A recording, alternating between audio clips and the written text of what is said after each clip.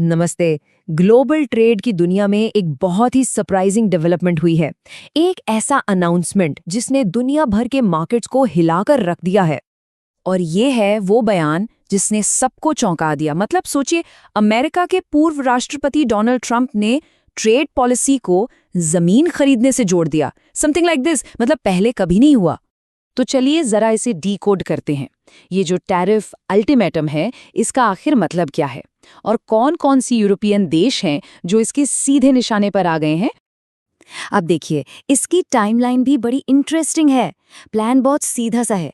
1 फरवरी से 10% import tariff, फिर 1 जून को यह बढ़कर हो जाएगा सीधा 25%।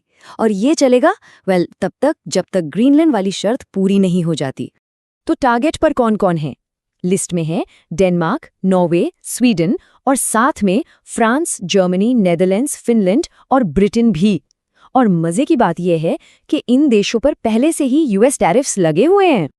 अब जैसे ही ये खबर आई, इसका असर तुरंत मार्केट्स पर दिखा। तो ग्लोबल मार्केट्स का रिएक्शन कैसा था? इंटरनेशनल फाइनेंस पर इसका क्या इम्पैक्ट पड़ा? चलिए देखते हैं। तो देखो, मार्केट्स में 4 मेन चीजें हुई। पहली, यूरोपियन स्टॉक्स पर प्रेशर आ गया। दूसरा, ट्रेड वॉर का जो डर था ना, वो फिर से वापस आ गया। तीसरा, यूरो और पाउंड दोनों कमजोर हो गए।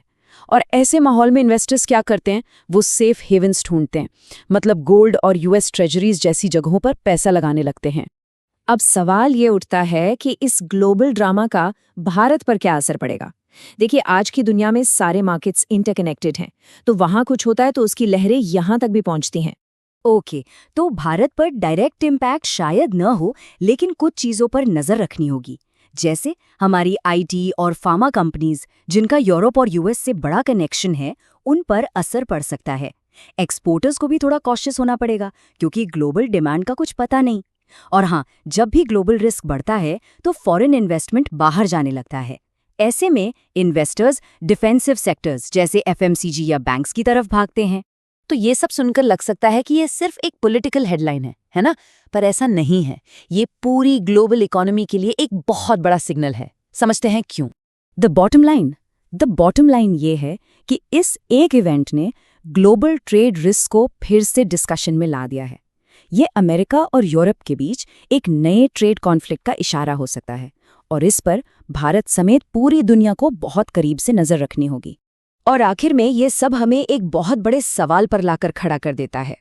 ये जो अनसर्टेनिटी का दौर चल रहा है, इसमें मार्केट्स, पॉलिटिक्स और ट्रेड के इस नए अजीब से मिक्स को आखिर प्राइस इन करना कैसे सीखेंगे? रिस्क सिर्फ मार्केट में होता है, प्लानिंग में नहीं। DGN कैपिटल मैनेजमेंट के साथ स्टॉक मार्केट, म्यूचुअल फंड और insurance. AMFI IRDAI certified. Your success are priority.